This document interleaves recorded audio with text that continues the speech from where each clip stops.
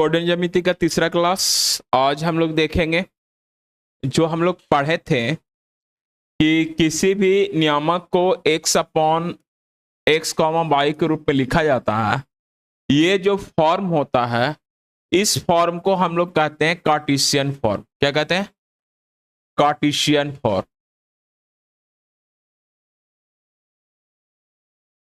हिंदी में इसको कहते हैं कार्तीय रूप। कार्तीय रूप यानी जैसे हम लिखते हैं 2,5 तो इसका कार्टेशियन फॉर्म हो गया। और अगर हम इसको कन्वर्ट करना चाहें तो एक फॉर्म और होता है जिसको कहते हैं polar form. Polar form Hindi में इसको हम लोग कहेंगे ध्रुवीय रूप।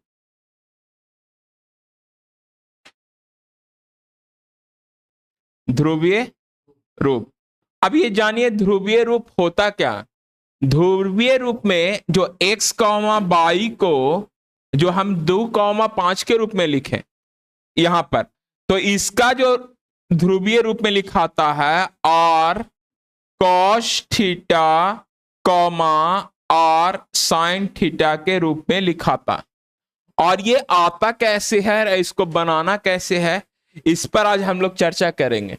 कार्टेशियन फॉर्म के बारे में हम लोग बहुत कुछ सीख लिए, उसके बारे में दो डिस्टेंस निकालना सीखें, उसका मिड पॉइंट निकालना सीखें।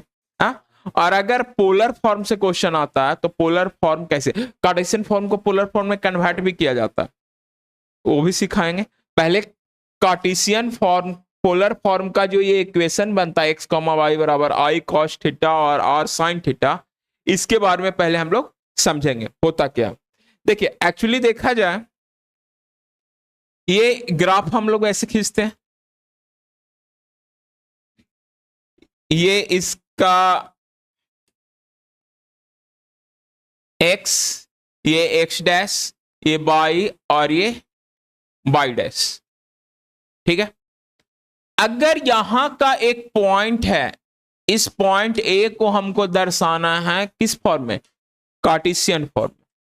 तो वो तो हम पढ़े थे कि 2 कॉमा अगर x पर जो लाइन पर दूरी तय करेगा वो, और y पर जो दूरी तय करेगा जो, और वो जो लिख देंगे मतलब x कॉमा y के रूप में जो हम लिख देंगे तो ये इसका कोऑर्डिनेट आ जाएगा। ये एक कार्टेशियन फॉर्म हो गया।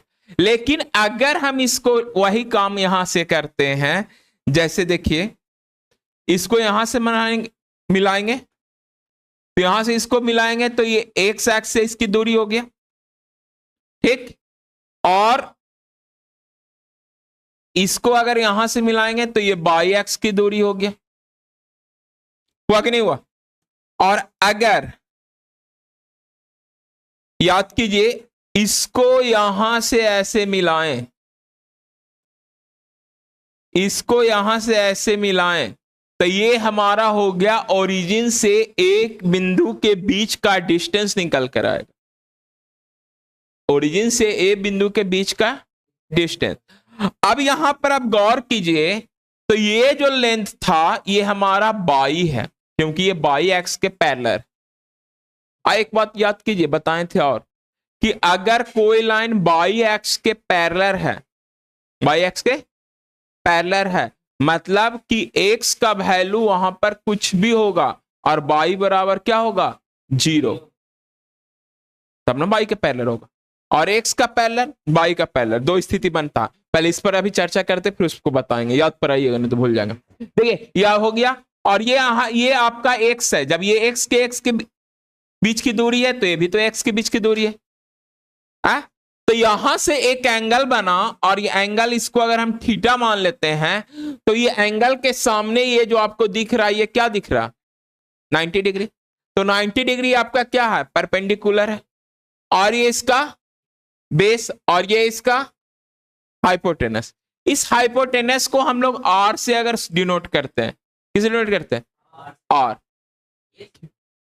किसे डिनोट करते हैं, r से।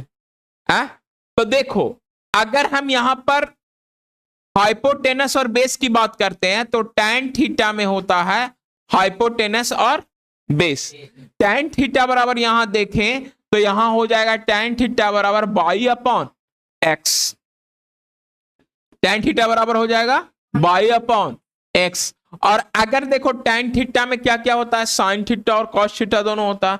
तो अगर हम sin थीटा निकालते हैं तो sin थीटा बराबर क्या हो जाएगा, तो इसका ये आपका क्या हो गया, हाइपोटेनस परपेंडिकुलर, और इसका ये हाइपोटेनस। तो sin थीटा बराबर होता है परपेंडिकुलर अपॉन हाइपोटेनस, और tan थीटा बराबर होता है परपेंडिकुलर अपॉन बेस। और अगर cos थीटा बराबर करते हैं तो cos थीटा बराबर होता है बेस अपॉन हाइपोटेनस। तो यहां देखो इस थीटा के लिए बाई हो गया आपका परपेंडिकुलर, तो हम यहां पर लिख सकते हैं sin थीटा बराबर बाई अपॉन, और हाइपोटेनस इसका क्या है आर, हाइपोटेनस क्या है आर, कोई दिक्कत है इसमें, हाइपोटेनस क्या हो गया आर, और ये हो गया आपका ठीक। यहां से अगर हम करें सोल्व तो यहां से हम लिख सकते हैं आर साइन थीटा बराबर, आर साइन थीटा बराबर बाई, क्लियर। फिर उसी तरह देखिए कॉस थीटा, कॉस थीटा बराबर आपका क्या हो जाएगा बेस अपॉन हाइपोटेनस, बेस आपका कितना है एक्स, और ये कितना है आर, यानी कि यहां लिख सकते हैं r cos theta, r cos theta बराबर एक्स। बोलिए कोई दिक्कत है? यानी कि हम यहां से निकाल लिए एक्स बराबर और कॉस थीटा, और बाई बराबर और साइन थीटा। यानी इस बिंदु को हम एक्स कॉमा बाई के रूप में लिखें, और किस फॉर्म में, पोलर फॉर्म में, ध्रुवीय रूप में, तो इसको हम क्या लिखेंगे आर, एक्स का वैल्यू आर कॉस थीटा, और कॉमा बाई का वैल्यू आर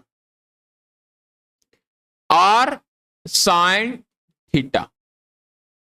बोलो कोई दिक्कत, कॉमा पड़ेगा ना,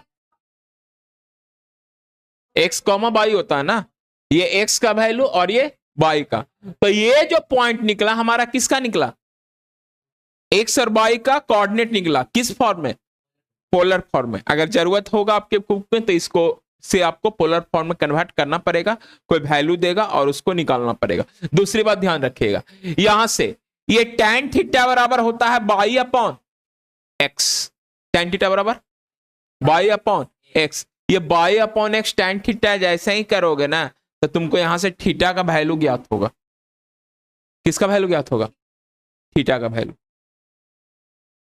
और इसमें तुमको निकालना होगा आर, आर इक्वल टू क्या हो जाएगा, तो देखो आर क्या है तुम्हारा हाइपोटेनस है, तो आर बराबर क्या हो जाएगा परपेंडिकुलर का स्क्वायर प्लस बेस का स्क्वायर, या आर निकालने का फॉर्मूला हो गया।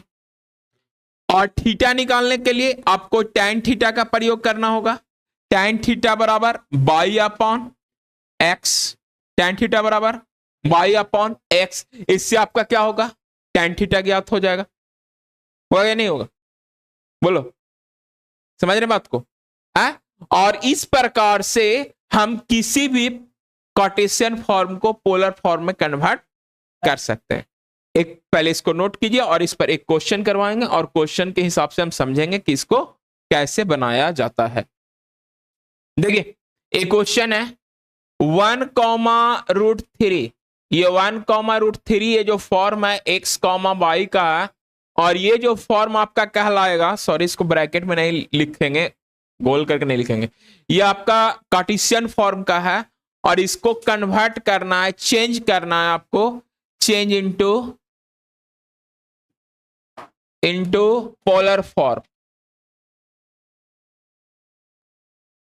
Change into polar form. अब बताओ इसको पोलर फॉर्म में कन्वर्ट करना, पोलर फॉर्म में कन्वर्ट करने के लिए आप चाहें तो आप फिगर बनाकर ही बना सकते हैं, बिना फिगर बनाए हुए बना सकते हैं।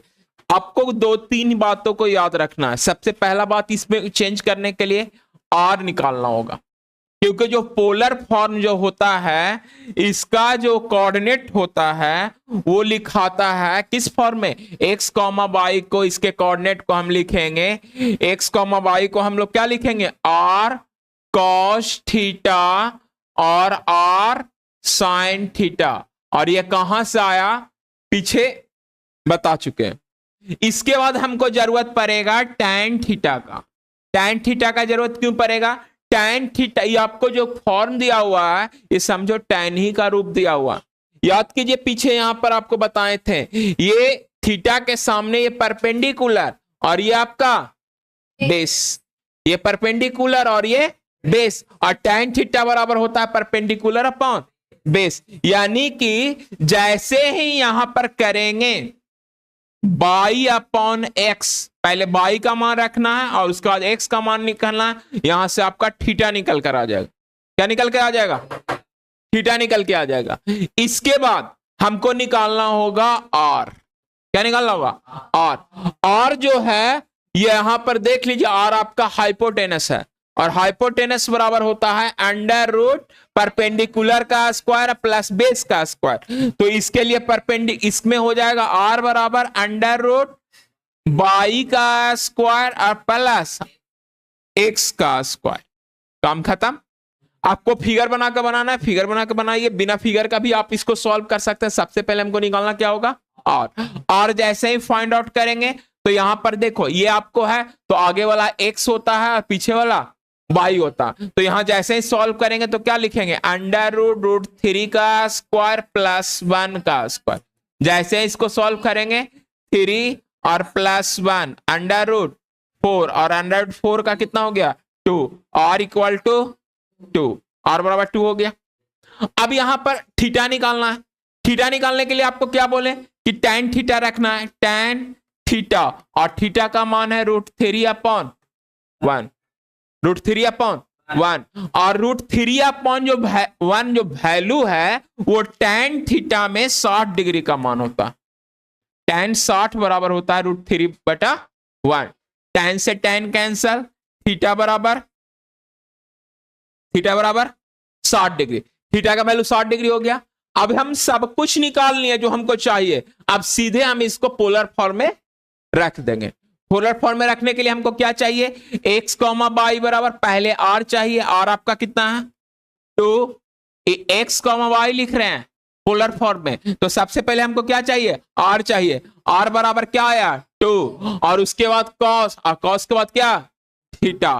तो कॉस और थीटा का वैल्यू कितना? 60 डिग्री, कॉमा फिर आर कितना? 2, साइन कितना? साइन का साइन रह जाएगा, और थीटा बराबर 60। बस कन्वर्ट हो गया।